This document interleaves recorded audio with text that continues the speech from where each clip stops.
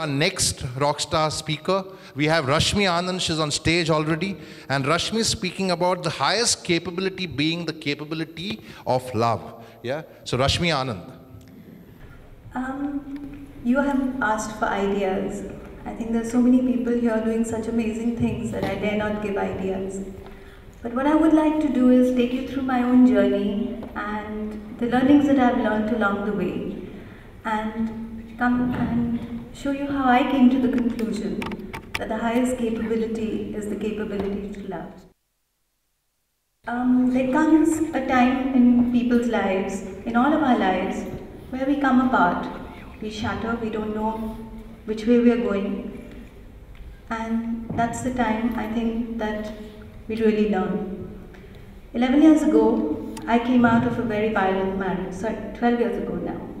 I came out of a very violent marriage. My son had stopped speaking. I had a little daughter. And I came out with nothing. I had no courage, no hope. There was nothing that I had. And the only thing that I realized that I did have was that moment, that now. And somewhere I sought the ability to recreate myself. So somewhere I had no choice. I had children. So I gathered the pieces and recreated myself. So somewhere I had no choice. I had children. So I gathered the pieces and recreated myself into who I wanted to be. So there are always two worlds that we live in, our inner world and the outside world around us. So the first fortification has always to be of the self.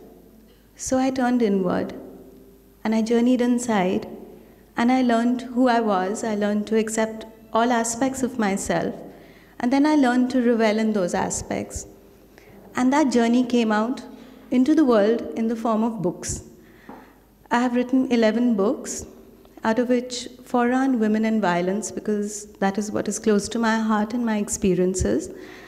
And the rest are spiritual books that teach me about myself.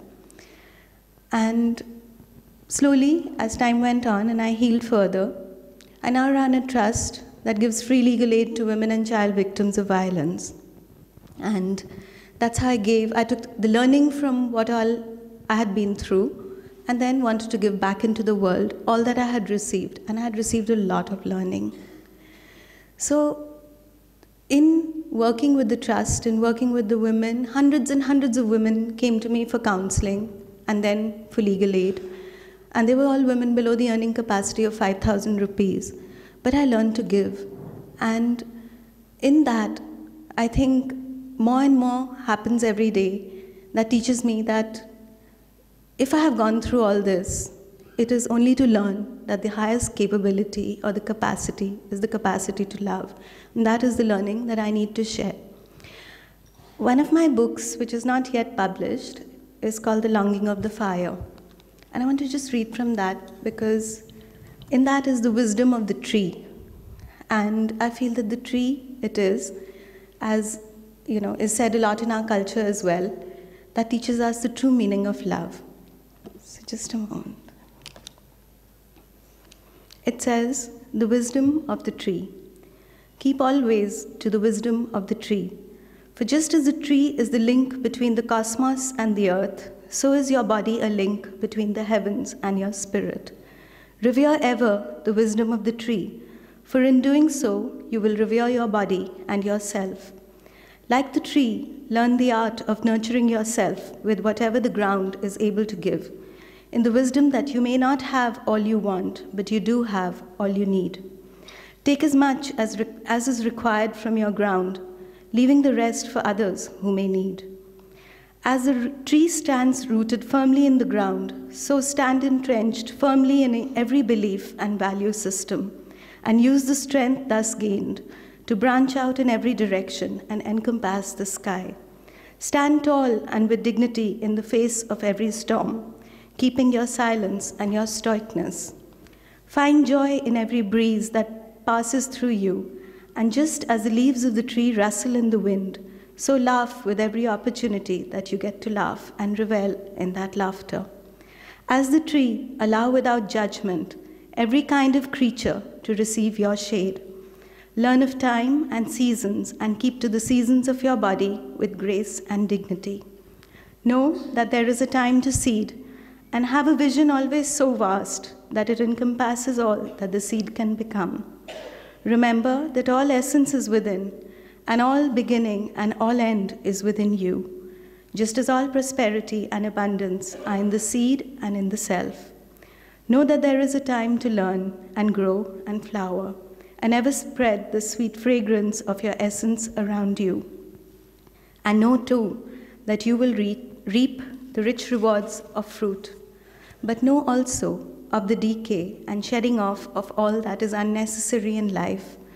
Be accepting ever of the inevitable, for there must be acceptance of the barrenness of winter, for only after that can come the emergence of spring. Gain the wisdom of the tree, for then you have gained the wisdom of the eternal cycle of existence. Thank you.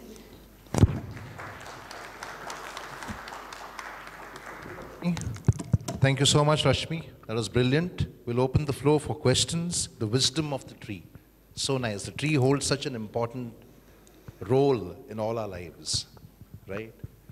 Any idea where most people focus on a tree? Whatever, I can be. Amarjit?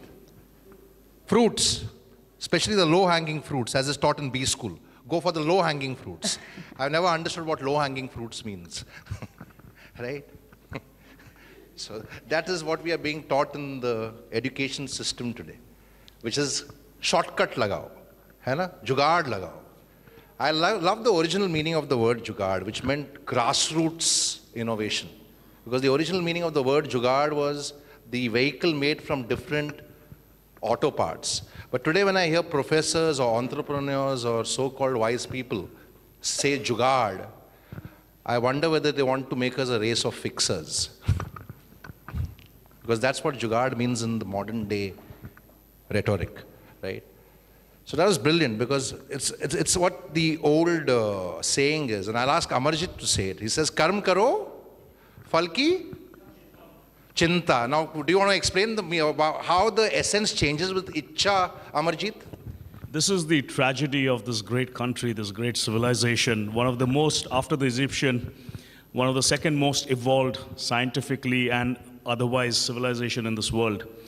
And the wisdom of the ancient that we got in the Gita that said that, you know, karmanne vadikaraste ma phaleshu kadachina. And the true translation of this particular verse from the Gita, ladies and gentlemen, is karam kar, phal ki chinta mat kar.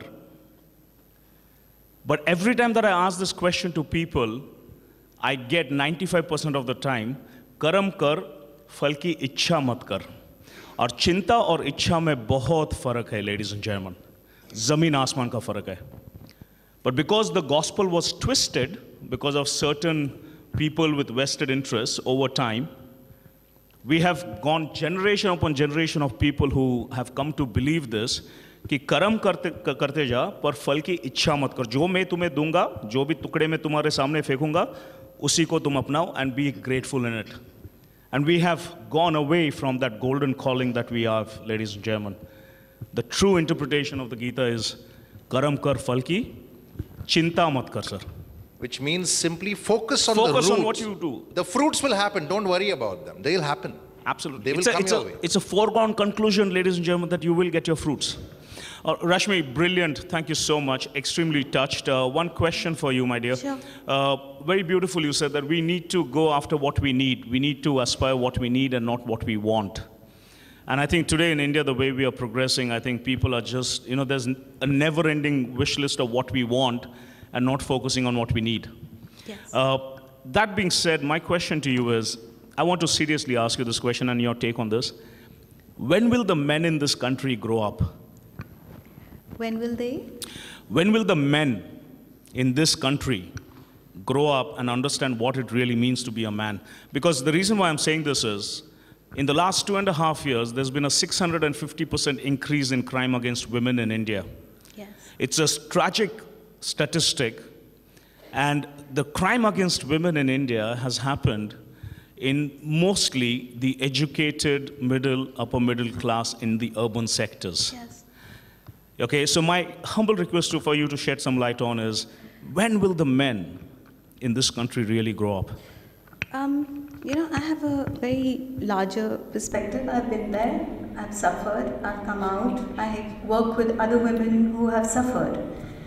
And somewhere we are laying so much blame on everything. We are ready to radicalize everything. We radicalize even the women's movement. We radicalize laws. Our opinions, our aggression is taking over this world. But if I look from a distance, I myself am fighting for women's rights. And if I look at it, I feel just that if I look from a distance without anger and I just look through observation, then the one reason we live in such a world of anger, there's so much sorrow here. Why? It's because somewhere I think our politicians, our people who govern, have not learned the fact that when daily insecurities are so much, whether it is men or whether it is women, the daily survival is not taken care of. Insecurity leads to anger. Insecurity breeds violence. It is insecurity which does all these things. We are making an impossible world. If each one of us can calm ourselves down, tone ourselves down, not sit on judgment, but do what we have to do, whether for ourselves or for others. I don't agree with this thing that you might, not necessarily have desire and want. Somewhere in strictures, it has to be managed. Yes, you must desire, because if you don't, you will cease to live. So somewhere that curtailment of mind or the reality of balance can only come when we live in a balanced world, when we balance ourselves. So that is it. Thank you, Amarji. Thank you, Rashmi. Yeah, I agree. The desire has to be balanced with contentment, right? Santushti. Okay. Thank you so much, Rashmi. Yeah. So, big hand for Rashmi Anand, please. Thank you. Your speaker certificate, Rashmi.